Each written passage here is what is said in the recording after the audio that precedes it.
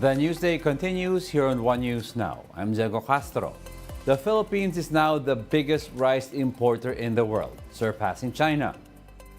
The U.S. Department of Agriculture, or USDA, projects that the Philippines will import some 3.8 million metric tons of the staple in marketing year 2023 to 2024.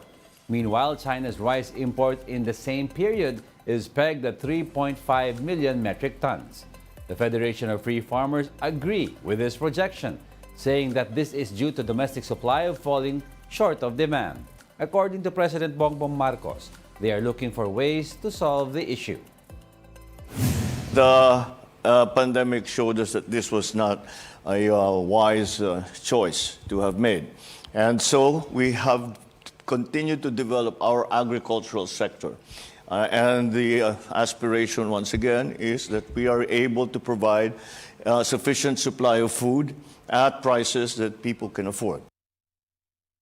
The president also admitted that it's not easy to address the rice crisis, but he assured that the government has laid out a plan to increase local production so as to not always rely on imports. We are not there yet, but we have made many important steps to start that. We are trying to put the value chain, especially of agriculture, we're trying to put that value chain together from all the way from R&D, all the way to retail, to the market. The LTFRB says they are considering to increase fares before the end of the year. The LTFRB says a provisional or temporary fare hike could be implemented by November, but they're still studying by how much the increase will be. Officials will be hearing petitions of transport groups for fare increases on September 26. They have also to get NEDA's approval on the possible hike, noting the importance of balancing the needs of drivers and the move's impact on the economy. For now, the agency is still working on distributing subsidies to drivers and operators.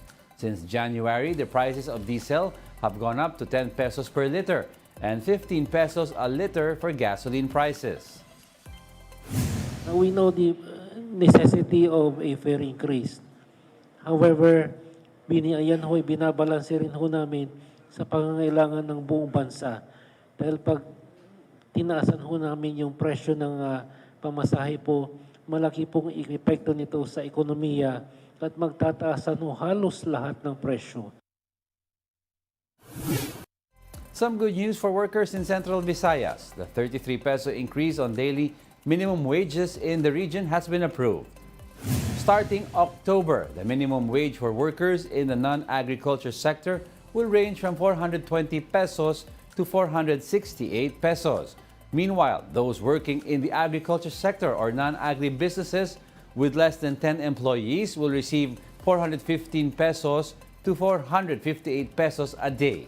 That will depend on the class of the city or municipality. The Labor Department says the wage adjustment will lead to a 23% increase in benefits. These cover the 13-month pay, service incentive leave, and social security benefits. Nearly 350,000 minimum wage earners in Central Visayas are expected to directly benefit from the wage hike. We'll be back with more stories after the break. Keep it here on One News.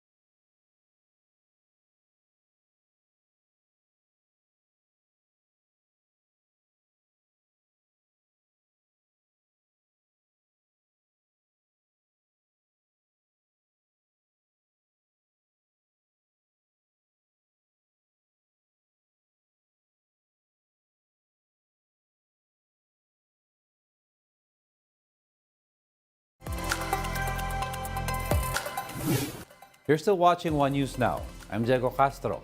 Vice President and Education Chief Sara Duterte blames protest rallies for the 2 million drop in enrollment this school year. This is in response to ACT Teachers Party List Representative Franz Castro's statements pointing fingers at Duterte regarding the drop in enrollment. The Vice President said Castro should not be questioning her since she did not kidnap those unenrolled kids and that she isn't the one with a human trafficking case.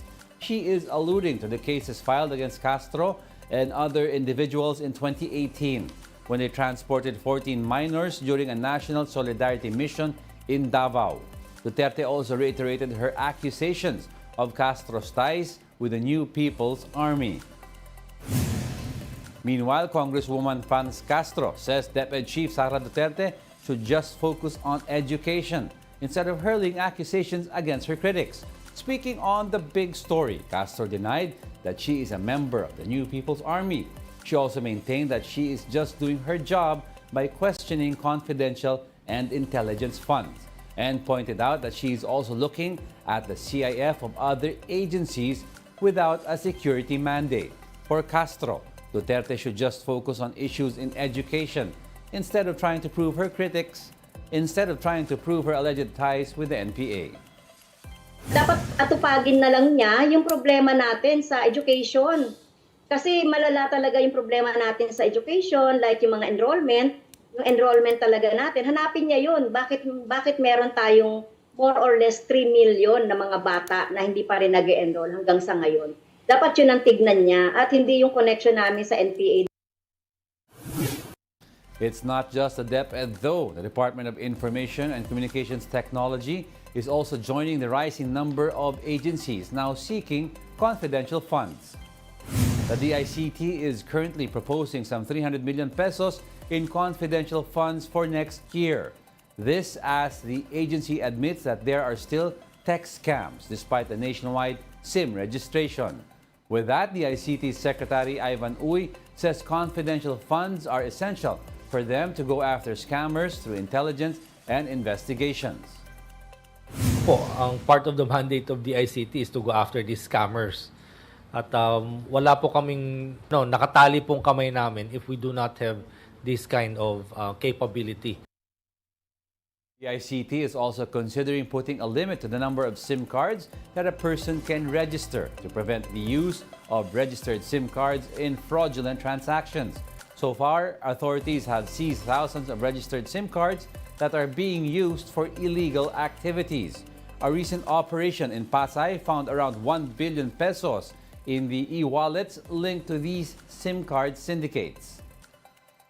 Other countries have implemented a limitation on the number of SIM cards that can be registered. So that's one option that we're looking at. Perhaps we can make distinctions between corporate accounts and individual accounts. And those are the top stories of the hour. Join us again at 11:15 a.m. as we continue to monitor the day's biggest stories. I'm Diego Castro. We are One News.